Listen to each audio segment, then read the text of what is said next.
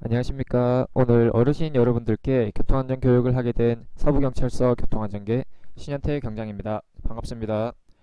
오늘은 강의 자료와 사고 영상을 통해 안전한 보행 문화 및 대중교통 시 유의사항에 대하여 강의하도록 하겠습니다.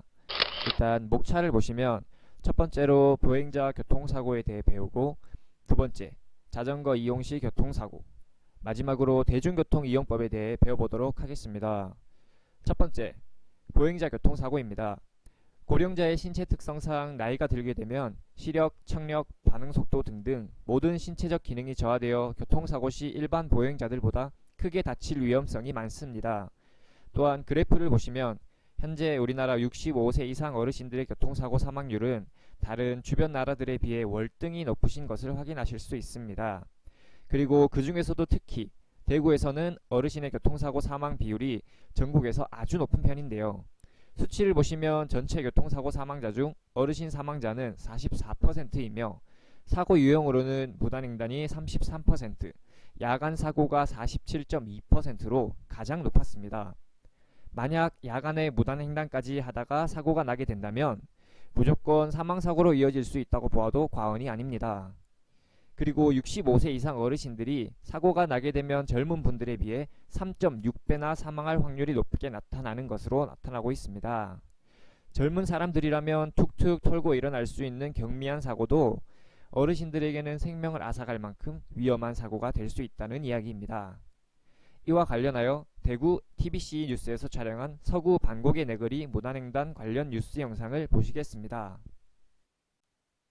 여러분 안녕하십니까? 지난해 지역에서 교통사고로 숨진 보행자 3명 가운데 2명은 65세 이상 어르신들이었습니다. 전국에서 그 비율이 가장 높았고 사고 다발 지역도 60곳으로 다른 시도보다 많았습니다. 구체적으로 어딘지 박정 기자가 전해드립니다. 대구 서구 내당동의 왕복 3차선 도로입니다. 무단횡단 금지 펜스가 설치돼 있지만 평일 대낮에도 펜스를 넘나드는 노인들이 눈에 띕니다.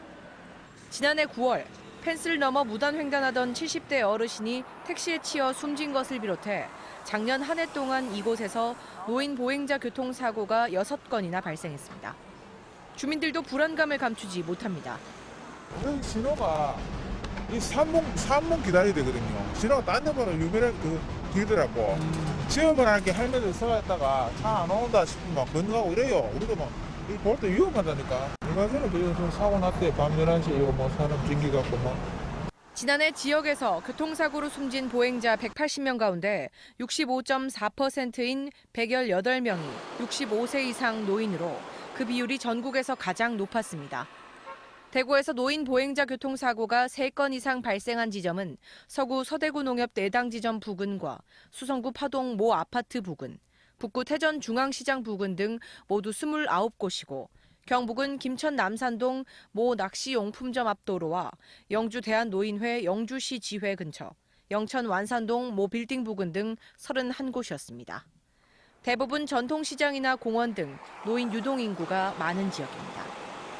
전체 사망사고의 40% 이상은 이른 아침이나 밤 시간대에 몰렸습니다.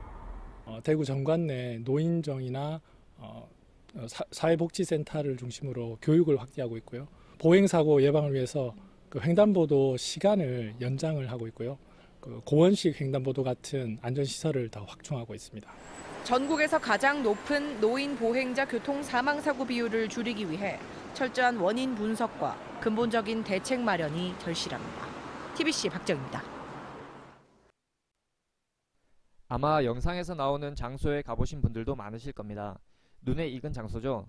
이처럼 사고는 남의 일이 아니라 언제라도 내가 될 수 있다는 생각을 가지시는 게 중요합니다.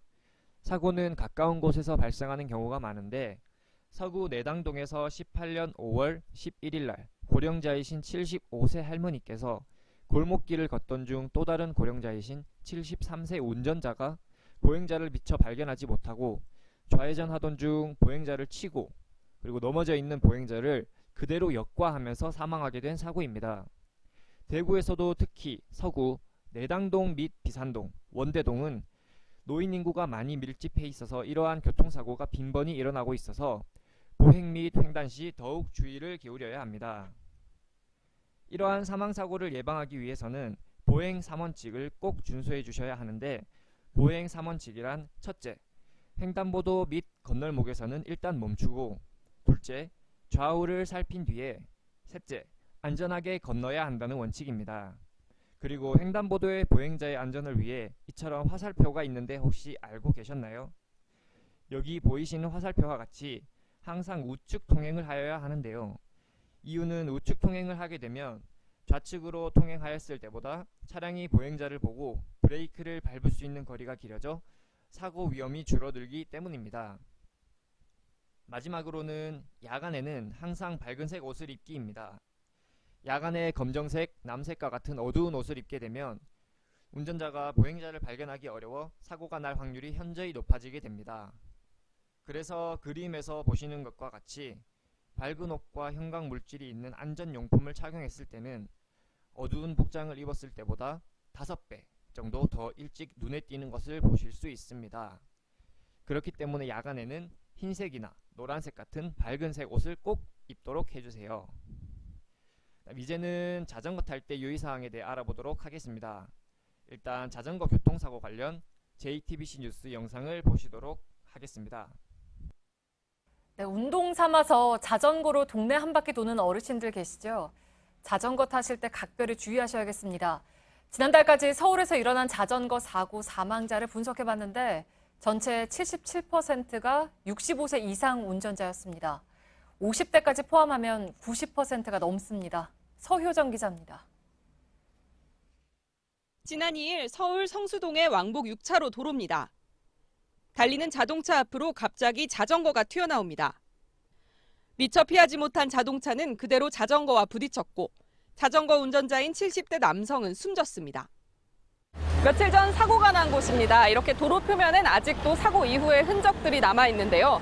자전거 운전자는 저쪽 골목에서 나와 마치 보행자처럼 무단횡단을 하다 사고를 당했습니다.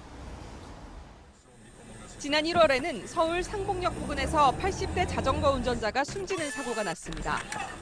신호가 바뀐 걸 모르고 횡단보도로 길을 건너려 하다 앞서 출발한 차에 치인 겁니다.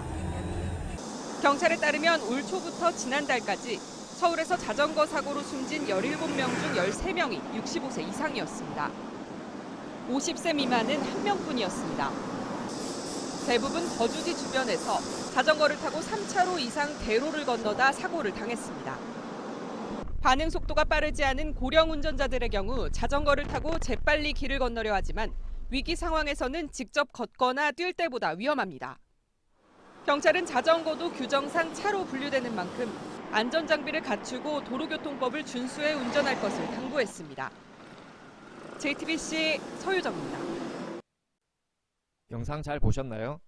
자전거는 항상 횡단보도를 통해서 끌고 가야 함에도 불구하고 무단횡단을 하여 사고가 나는 영상이었습니다. 자전거 또한 앞서 말씀드렸던 보행자와 다르지 않습니다. 항상 무단횡단을 하시면 안 되고 교차로에서는 멈추고 좌우를 살피신 뒤에 건너셔야 하며 야간에는 밝은 옷과 야광 반사지 등을 부착하고 운행해야 안전합니다. 또한 추가적으로 자전거를 탈 때는 꼭 안전모를 착용해 주시고 자전거 또한 음주 단속에 해당하기 때문에 음주 뒤에는 자전거를 운행을 하시면 절대 안 된다는 것을 숙지해 주십시오. 마지막으로 안전한 대중교통 이용법을 알아보도록 하겠습니다. 일단 먼저 대중교통 사고 사례 영상부터 보시도록 하시겠습니다.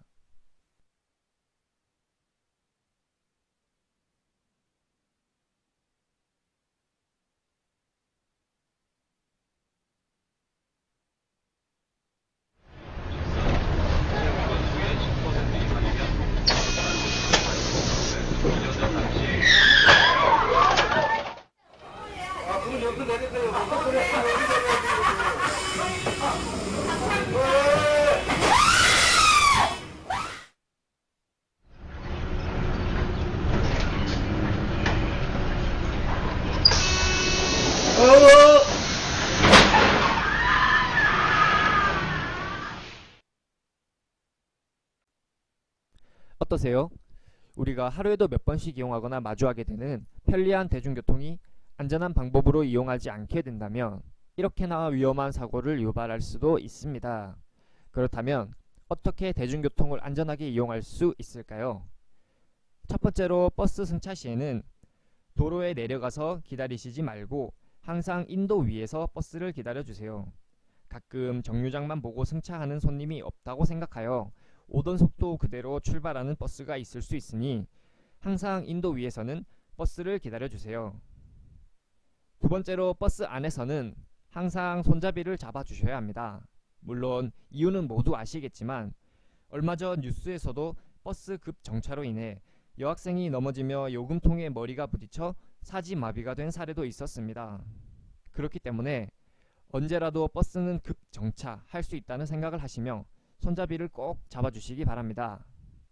세 번째로는 버스에서 내리실 때는 항상 좌우를 살피신 후에 내려주세요. 횡단보도와 마찬가지로 언제 어디서 차량이나 오토바이가 나올지 모르기 때문에 항상 위반 차량은 있다고 생각하시고 좌우로 고개를 돌려 확인하시는 습관이 중요합니다.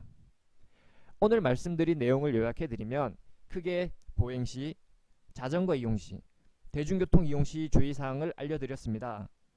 보행시에는 무단횡단 금지 및 보행사원칙 준수와 야간에 밝은 옷 입기가 있었고, 자전거 이용시에도 역시 무단횡단 금지 및 야간에 밝은 옷과 헬멧 착용이 있었으며, 대중교통 이용시에는 버스 진입 시 인도에서 기다리기, 버스 내에서는 손잡이 꼭 잡기, 내릴 때는 좌우를 살피기, 이러한 내용들만 잘 지키신다면 안전한 교통문화가 지켜지고 내 몸 또한 안전하게 지키실 수 있습니다.